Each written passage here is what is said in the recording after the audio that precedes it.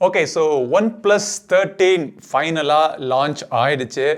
So OnePlus 13 தவிர 13R அப்புறம் wireless charger அப்புறம் போன வருஷம் லான்ச் பண்ண OnePlus Buds Pro 3 உடைய ஒரு புது கலர் வேரியன்ட் இந்த மாதிரி பல ப்ராடக்ட்ஸ் இப்போ அவங்க லான்ச் பண்ணியிருக்காங்க. ஒவ்வொன்றுக்காக நம்ம வீடியோஸ்லாம் பார்ப்போம். ஃபஸ்ட்டு பார்த்தீங்க அப்படின்னா OnePlus 13 லாஸ்ட் இயர் நான் டெஸ்ட் பண்ணதில் one of my favourite mobile phones வந்து இந்த OnePlus 12. இதுக்கான காரணம் என்னென்னா டிபெண்டபிளான ஒரு மொபைல் ஃபோன். ஸோ OnePlusனாலே ஆரம்பத்துலேருந்து ஒரு டிபெண்டபிளான மொபைல் ஃபோனாக இருந்திருக்கு. பெர்ஃபார்மன்ஸாக இருக்கட்டும், பேட்டரியாக இருக்கட்டும், கேமராவாக இருக்கட்டும். ஸோ ரொம்ப டிபெண்டபிளான ஒரு மொபைல் ஃபோனாக எனக்கு இந்த OnePlus 12 அமைஞ்சுது. ஸோ இப்போ இந்த மொபைல் ஃபோனை கிட்டத்தட்ட நான் 20 டேஸாக நான் யூஸ் பண்ணிட்டு இருக்கேன். கிறிஸ்மஸ்க்கு ஒரு பிரேக்கு கூட நான் வெளியில் போயிருந்தப்போ கூட இந்த மொபைல் ஃபோன் தான் எடுத்துகிட்டு போய் நான் ட்ராவலெல்லாம் எல்லா ஃபோட்டோஸும் எடுத்தேன். ஸோ அந்த ஃபோட்டோஸ்லாம் கூட ஃபோட்டோ சாம்பிள்குள்ளே இந்த வீடியோ நீங்கள் பார்க்கலாம். பட் அதுக்கெல்லாம் முன்னாடி ஃபஸ்ட்டு வந்து இந்த OnePlus 13 டிசைன்லேருந்து நம்ம ஆரம்பிப்போம். யூஷுவலாக OnePlus மொபைல் ஃபோனுடைய டிசைன் பார்த்தீங்க அப்படின்னா ஒரு ப்ரீமியம் மொபைல் ஃபோனுடைய ஃபீல் கொடுக்கும். ஒரு நல்ல லக்ஸரியான மொபைல் ஃபோன். ஆனால் அதே இது ஸ்லீக்கான ஸ்லிம்மான மொபைல் ஃபோனாக இருக்கும் நம்ம கையில். பட் அது பார்த்தீங்கன்னா இந்த OnePlus 12 கொஞ்சம் மொபைல் ஃபோன் திக்காகிக்கிட்டே வந்த மாதிரி எனக்கு ஒரு ஃபீல் இருந்துச்சு. இந்த OnePlus 13 பார்த்தீங்க அப்படின்னா வெயிட் ரொம்ப கம்மி பண்ணியிருக்காங்க. 210 கிராம் தான் வெயிட்டு. கையில் இன்ஹேண்ட் ஃபீல் ரொம்பவே நல்லா இருக்குது. ஸோ பின்புறத்தை பார்த்தீங்கன்னா ஒரு புது மெட்டீரியல் இன்ட்ரடியூஸ் பண்ணியிருக்காங்க. வீகன் லெதர் மெட்டீரியல் இன்ட்ரடியூஸ் பண்ணியிருக்காங்க. ஸோ அதோடைய கலரும் பார்த்தீங்க அப்படின்னா சூப்பராக இருக்குது.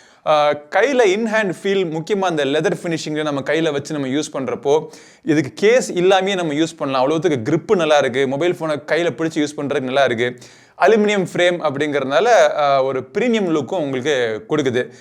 மொபைலுடைய கீழ்ப்புறத்தில் பார்த்தீங்க அப்படின்னா ஒரு USB Type-Cக்கான ஒரு போர்ட்டு கொடுத்துருக்காங்க. அதுக்கு பக்கத்தில் ஒரு speaker grill, dual speaker grill. Speakers super லவுடாக இருக்குது. சிம் கார்டு ட்ரே பார்த்தீங்க அப்படின்னா dual nano SIM card tray. ஆனால் இந்த மொபைல் ஃபோனில் இசிம்கான சப்போர்ட்டும் இருக்குது. இசிம் நீங்கள் யூஸ் பண்ணுறப்போ இன்னும் ஒரு நானோ சிம் கார்டு நீங்கள் யூஸ் பண்ணிக்கலாம். ஸோ அட் அ டைமில் பார்த்தீங்கன்னா 2 சிம் கார்டு போட்டு நீங்கள் யூஸ் பண்ணிக்கலாம். 5G சிம் கார்ட்ஸ் எல்லாமே. கீழே வந்து மெயின் மைக் கொடுத்துருக்காங்க. இன்னொரு மைக்கும் இருக்குது. மேலே பார்த்தீங்க அப்படின்னா நாய்ஸ் கேன்சலிங் மைக்கு தவிர ஸ்பீக்கர் கிரில் தவிர IR போர்ட்டும் இப்போ கொடுக்க ஆரம்பிச்சிட்டாங்க. ரெகுலராக அவங்களுடைய நாட் சீரீஸ்லேருந்து கூட இப்போ IR போர்ட்லாம் கொடுக்க ஆரம்பிச்சிட்டாங்க. எனக்கு ரொம்ப யூஸ்ஃபுல்லாக இருக்குது. வீட்டில் இருக்கக்கூடிய அந்த டிவியினுடைய ரிமோட் கண்ட்ரோல் எங்கேயோ வச்சுட்டு காணா போயிடுச்சு. இப்போ இதை வச்சு நாங்கள் கண்ட்ரோல் பண்ணிகிட்டு இருக்கோம். கீழ் சைடில் பார்த்தீங்க அப்படின்னா பவர் பட்டன் மற்றும் வால்யூம் பட்டன். இந்த சைடில் வந்து OnePlusக்கு உரித்தான சிக்னேச்சர் அலர்ட் ஸ்லைடர் இருக்குது. பல நேரங்களில் என்னை காப்பாற்றிக்கக்கூடிய ஒரு ஸ்லைடர் இது. இன்னொரு விஷயம் அவங்க இந்த வருஷம் அவங்க ஆட் பண்ணியிருக்கிறது என்னன்னா IP68 ரேட்டிங் தவிர IP69 ஆட் பண்ணியிருக்காங்க. இப்போ IP68 பார்த்தீங்க அப்படின்னா உங்களுக்கு தண்ணிக்குள்ள இம்மர்ஷனில் உங்களுக்கு ஓரளவுக்கு ப்ரொடெக்ஷன் பண்ணும். அதே மாதிரி உங்களுக்கு IP69 அப்படிங்கிறதுனால ஜெட் ஸ்ப்ரேல கூட உங்களுக்கு ப்ரொடெக்ஷன் பண்ணும். ஸோ ஆல்ரவுண்ட் ப்ரொடெக்ஷன் உங்களுக்கு ஒரு ஹையர் மொபைல் ஃபோன் வாங்குறோம் பார்த்தீங்களா. ஸோ அப்போ வந்து ஒரு மன நிம்மதியோட மொபைல் ஃபோனை தாராளமாக நீங்கள் யூஸ் பண்ணிக்கலாம். Finger print scanner. ஸோ ஆக்சுவலாக ஃபிங்கர் பிரிண்ட் ஸ்கேனருக்கான யூஸே இல்லை. ஏன்னா ஃபேஸ் அன்லாக் பார்த்தீங்க அப்படின்னா இப்படி தொட்டோன்னு டக்குன்னு அன்லாக் ஆயிடுது. அவ்வளோத்துக்கு சூப்பர் ஃபாஸ்ட்டாக இருக்குது. ஃபிங்கர் பிரிண்ட் சென்சரும் பார்த்தீங்கன்னா ரிலையபிளாக ஃபாஸ்ட்டாக இருக்குது. இதுக்கான காரணம் இது வந்து ஒரு அல்ட்ராசானிக் ஃபிங்கர் பிரிண்ட் சென்சர். ரெகுலரான ஆப்டிக்கல் சென்சரை விட இது கொஞ்சம் அல்ட்ராசானிக், கொஞ்சம் ஃபாஸ்ட்டாகவும் இன்னும் கொஞ்சம் ரிலையபிளாகவும் இருக்குது. ஸோ பர்சனலி எனக்கு இந்த டிசைன் ஒரு மிகப்பெரிய அப்கிரேட் அப்படிங்கிற மாதிரி தோணுது. OnePlus 12 OnePlus 13 ஒரு பெரிய அப்கிரேட் டிசைனை பொறுத்த வரைக்கும். ஸோ ஒர்த்தி அப்கிரேடா அப்படின்னு உங்களுடைய தாட்ஸ் என்ன அப்படிங்கிறத கீழே கமெண்ட்ஸில் சொல்லுங்கள். டிசைனை பொறுத்த வரைக்கும் அடுத்து நம்ம டிஸ்பிளேக்கு நம்ம போவோம். இந்த டிஸ்பிளே பார்த்தீங்க அப்படின்னா இப்போ வந்து ஆல்மோஸ்ட் ஃப்ளாட் பேனல். இப்போ OnePlus 12 வந்து கர்வ் டிஸ்பிளே இருந்துச்சு. எனக்கு கர்வ் டிஸ்பிளே பர்சனலி பிடிக்கும். பட் நிறைய பேர் கர்வ் டிஸ்பிளே பிடிக்கும். அந்த கிளார்லாம் அடிக்கும், ஒழுங்காக ப்ரொடெக்ஷன்லாம் கொடுக்க முடியாது அப்படிங்கிறக்கா கர்வ் டிஸ்பிளே பிடிக்காது. ஸோ ஆல்மோஸ்ட் இதில் வந்து ஒரு ஃப்ளாட் டிஸ்பிளே தான். ஆனால் சைட்ஸ்லேயே வந்து குவாட் ஒரு கார்னர்ஸ் கொடுத்துருக்காங்க.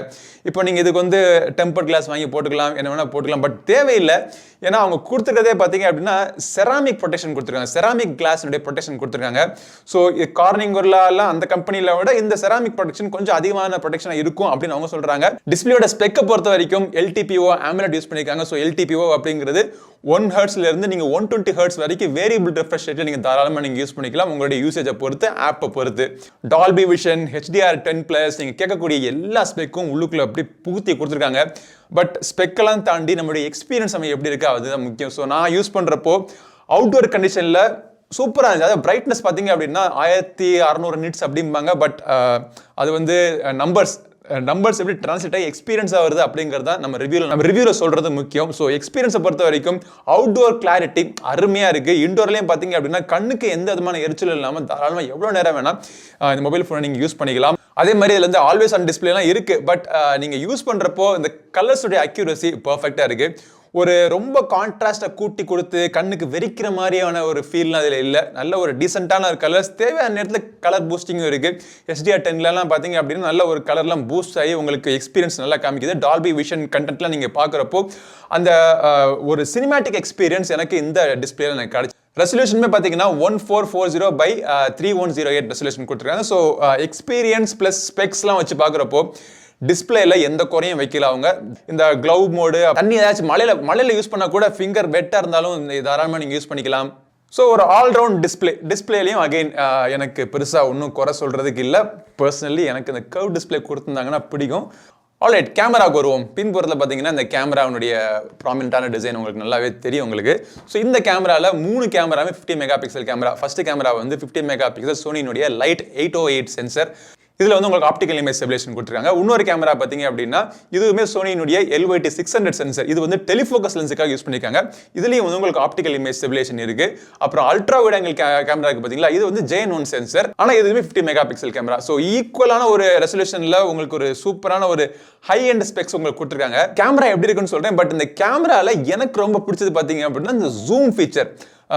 நிறைய AI ஃபீச்சர்ஸ் இந்த மொபைல் ஃபோனில் கொடுத்துருக்காங்க. பட் ஜூமில் பார்த்தீங்க அப்படின்னா 120x ஜூமில் வந்து கம்ப்ளீட்டாக அது டிஜிட்டல் ஜூம் தான். அந்த டிஜிட்டல் ஜூமில் 120xல நம்ம எடுக்கிறப்போ அந்த எடுக்கிற இடத்துல என்னெல்லாம் மிஸ் ஆகுது, அந்த ஃபோட்டோடைய கிளாரிட்டியை வந்து ஃபில் பண்ணுறதுக்காக, பிக்சலை ஃபில் பண்ணுறதுக்காக அந்த AI வந்து சில விஷயங்கள்லாம் பண்ணி அப்படியே ஃபில் பண்ணி நிறைய தடவை ஒரு 10 தடவை ஃபோட்டோ எடுத்தோம் அப்படின்னா ஒரு 8 தடவை பர்ஃபெக்டாக இருக்குது. 2 தடவை வந்து அது என்னடா பண்ணியிருக்காங்க அப்படிங்கிற மாதிரி ஒரு ஃபீல்லாம் என்னென்னோ பண்ணி வச்சிருக்கு.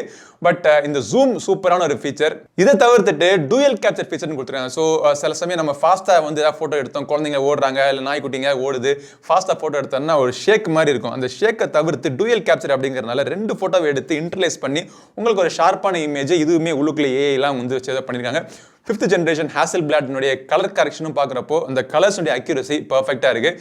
எனக்கு OnePlus 12 வந்து எனக்கு பர்ஃபெக்டாக இருந்துச்சு. ஸோ OnePlus அதை தாண்டி இது பார்த்தீங்க அப்படின்னா ஒரு 10 to 20% டெஃபினட்டாக ஒரு இம்ப்ரூவ்மெண்ட் பண்ணியிருக்காங்க கேமராவில்.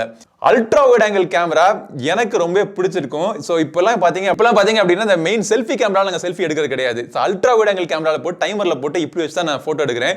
ஏன்னா ஒரே ஃபோட்டோவில் குரூப் ஃபோட்டோ நாங்கள் ஃபோட்டோ எடுத்துடலாம். ஸோ அந்த ஃபோட்டோவுமே பார்த்தீங்கன்னா ரொம்ப துல்லியமாக அந்த மெயின் கேமரா இருக்கக்கூடிய அந்த கலர் சயின்ஸுக்கு ஒத்தாப்பில் எல்லாம் வருது. 8K வரைக்கும் நீங்கள் வீடியோ எடுக்கலாம், 4K 60 FPS வரைக்கும் நீங்கள் எடுக்கலாம். எல்லாத்துமே பார்த்தீங்கன்னா எலக்ட்ரானிக் இமேஜ் எல்லாத்துமே பார்த்தீங்கன்னா EAS + OIS-க்கான சப்போர்ட் இருக்கு. வீடியோ ஃபுட்டேஜ் ரொம்ப ஸ்டேபிளா ஸ்மூத்தா இருக்கு. வீடியோனுடைய குவாலிட்டியும் பார்த்தீங்க அப்படின்னா நல்லா இம்ப்ரூவ் பண்ணியிருக்காங்க. ஃப்ரண்ட் இருக்கிறது 32 mega pixel selfie camera. Selfie camera ரொம்ப ஒன்றும் பவர்ஃபுல்லாக இல்லை. சில இடங்கள்ல கொஞ்சம் வெளுத்தாப்புல இருக்கு, சில இடங்கள்ல நல்லா ஷார்ப்பா இருக்கு. ஸோ ரொம்ப டிபெண்டபிளான ஒரு செல்ஃபி கேமரா கிடையாது.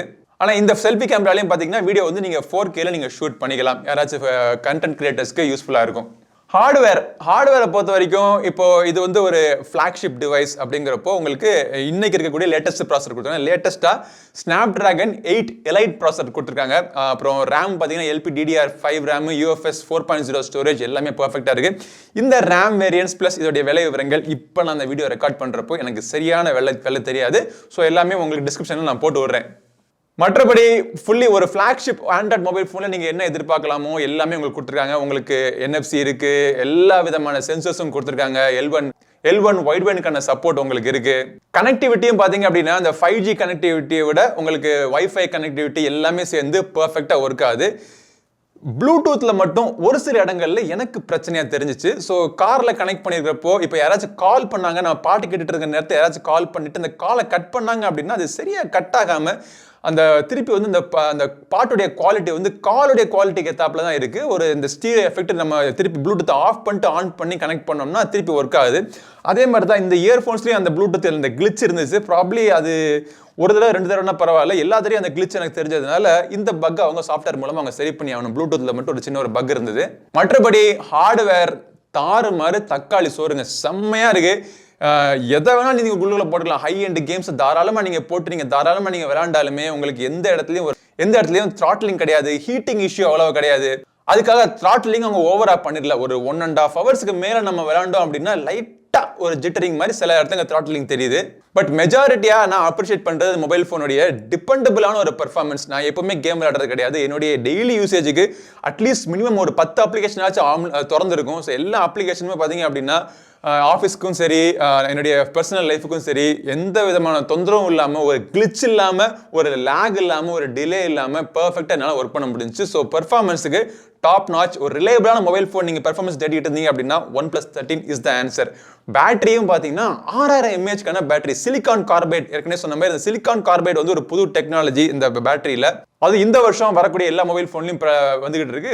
ஸோ கெப்பாசிட்டி அதிகமாக இருக்கு. அதே நேரத்தில் உங்களுக்கு ஸ்லிம்மாகவும் மொபைல் ஃபோனை கொண்டு வர முடியும்.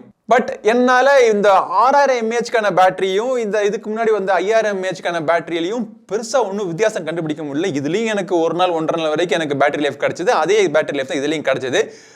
சார்ஜிங் பார்த்தீங்கன்னா 100 வாட்க்கான சார்ஜிங். ஸோ ஒரு 35 மினிட்ஸ்க்குள்ள ஃபுல் சார்ஜ் ஆயிருது. அது பார்த்தீங்கன்னா ஒரு காமன் நேரத்தில் ஒரு 60% கிட்ட சார்ஜ் ஆயிருது. அவ்வளோத்துக்கு ஃபாஸ்டான சார்ஜிங்காக இருக்கு. சார்ஜ் ஆகிற நேரத்தில் ஹீட்டிங் சுத்தரவா கிடையாது. வயர்லெஸ் சார்ஜிங்கான சப்போர்ட்டும் AirVooc சார்ஜர் இன்ட்ரோடியூஸ் பண்ணிருக்காங்க. இதோடைய விலை விவரங்கள் கீழே டிஸ்கிரிப்ஷனில் நான் போட்டு விடுறேன். ஸோ இது வந்து ஒரு மேக்னெட்டிக் சார்ஜர். நார்மலாக இந்த OnePlus 13 வந்து உங்களுக்கு மேக்னெட்டிக் சப்போர்ட் கிடையாது. இதுல வயர்லெஸ் சார்ஜிங் இருக்கு. சும்மா நீங்க இப்படி வச்சீங்க அப்படின்னா அது 50 வாட்ல உங்களுக்கு வயர்லெஸ் சார்ஜிங் சப்போர்ட் உங்களுக்கு கொடுக்கும். பட் இந்த Aramid ஃபைபர் கேஸ், இந்த கேஸும் சரி, இன்னொரு உடன் கேஸும் சரி, 2 கேஸே நீங்க போட்டுட்டு இந்த கேஸ்லயே மேக்னெட்டிக் சப்போர்ட் இருக்கிறதுனால சூப்பரா ஒட்டிக்குது. இந்த ஒட்டிட்டு இதை சார்ஜ் பண்ண ஆரம்பிச்சிருது. இதுக்குள்ள ஃபேன் இருக்கிறதுனால ஏதாச்சும் ஹீட்டிங் வந்தாலும் அந்த ஹீட்டிங்கை குறைக்கிறதுக்காக அந்த ஃபேன் சப்போர்ட்டும் கொடுத்துருக்காங்க. ஸோ வயர்லெஸ் சார்ஜிங் பிரியர்களுக்கு இது ஒரு சின்ன ஒரு வரப்பிரசாதமா இருக்கும். இந்த Aramid ஃபைபர் கேஸும் பார்த்தீங்கன்னா சாலிடான ஒரு கேஸ். மொபைல் ஃபோனோட பாக்ஸுக்குள்ள வந்து கேஸ் நல்லா தான் இருக்கு. பட் எக்ஸ்ட்ரா உங்களுக்கு இந்த மேக்னெட்டிக் சப்போர்ட் இன்னும் கொஞ்சம் ஸ்டடியான சப்போர்ட்லாம் வேணும்னா இந்த கேஸ் நீங்க வாங்கிக்கலாம். இந்த கேஸ் வாங்குறதுக்கான லிங்க் டிஸ்கிரிப்ஷன்ல நான் போட்டு விடுறேன். கேஸும் சூப்பரா இருக்கு. இதோடைய இந்த மேக்னெட்டிக் ஃபீச்சரும் சூப்பரா இருக்கு. கடைசி நம்ம பார்க்க வேண்டியது இதோடைய சாஃப்ட்வேர் Android 15. இது வந்து Oxygen OS 15 வந்து அதுக்கு மேலே ஸ்கின் பண்ணி கொடுத்துருக்காங்க. இது வந்து Oxygen OS கலர் OS அப்படிங்கிற எப்பவுமே ஒரு அந்த சர்ச்சை எப்பவுமே இருக்க தான் செய்யும். பட் எக்ஸ்பீரியன்ஸ் தான் எனக்கு முக்கியம். ஸோ பேர் முக்கியம் கிடையாது. எக்ஸ்பீரியன்ஸ் வைஸ் பார்த்தீங்க அப்படின்னா எந்த இடத்துலையும் நான் லேக் ஃபீல் பண்ணல. அந்த ப்ளூடூத் பக் சொல்றதை தவிர பெருசாக எந்த பக்கும் நான் ஃபீல் பண்ணல. டிபெண்டபிளான எக்ஸ்பீரியன்ஸ். ஆக்சுவலாக மொபைல் ஃபோன் அந்த செட்டிங்ஸில் அங்கே விஷுவல் டிசைன் சரியில்லை, இங்கே விஷுவல் டிசைன் சரியில்லை நம்ம சொல்லலாம். பட் வாங்க ஒரு நாள் 2 நாள் இந்த செட்டிங்ஸை நம்ம பார்க்க போகிறோம். அதுக்கப்புறமா நமக்கு செட்டிங்ஸ் நம்ம பிடிச்சதுக்கப்புறமா அது எதையும் மாற்ற போகிறது கிடையாது. அப்படி மாற்றாமல் நான் யூஸ் பண்ணிட்டு இருக்கிறதுக்கு எனக்கு இந்த சாஃப்ட்வேரில் இருக்க பிடிச்ச விஷயமே ஸ்டேபிளான ஒரு எக்ஸ்பீரியன்ஸ். ப்ளோட்வேர் சுத்தரவா கிடையாது. அது தவிர ஏஐக்காக எக்கச்சக்கமாக மெனக்கிட்டு நிறைய பிக்சர்ஸ் கொடுத்துருக்காங்க. ஸோ இந்த வருஷத்துடைய இன்னொரு ட்ரெண்ட் பார்த்தீங்க அப்படின்னா இந்த ஏஐ ஜெமினி ஏஐ ஆக்சுவலாக கூகுளில் வந்து உங்களுக்கு இன்பில்ட் உங்களுக்கு அவுட் ஆஃப் த பாக்ஸ் உங்களுக்கு வந்துடுது. அது தவிர இவங்க ஏஐயில் பார்த்தீங்க அப்படின்னா கேமராவில் வந்து நிறைய பிக்சர்ஸ் கொடுத்துருக்காங்க. ஸோ அந்த ஆல்மோஸ்ட் அது எல்லா பிக்சரும் எனக்கு OnePlus 12 நான் யூஸ் பண்ணிட்டு இருந்திருக்கேன். ஸோ இது பார்த்தீங்கன்னா இன்னும் கொஞ்சம் இம்ப்ரூவ் பண்ணியிருக்காங்க.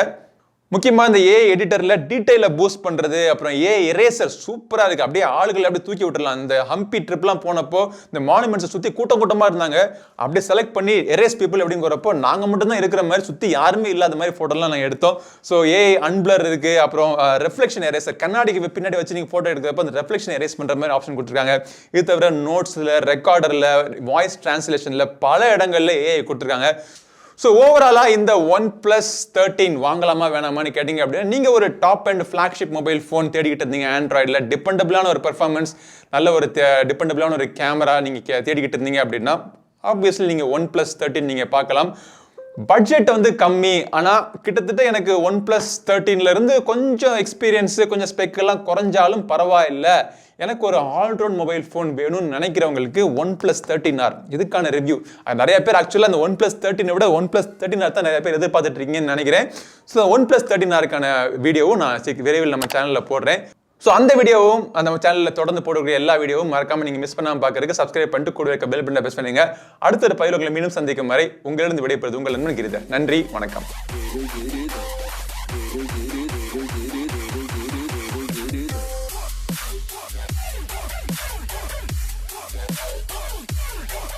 Giri.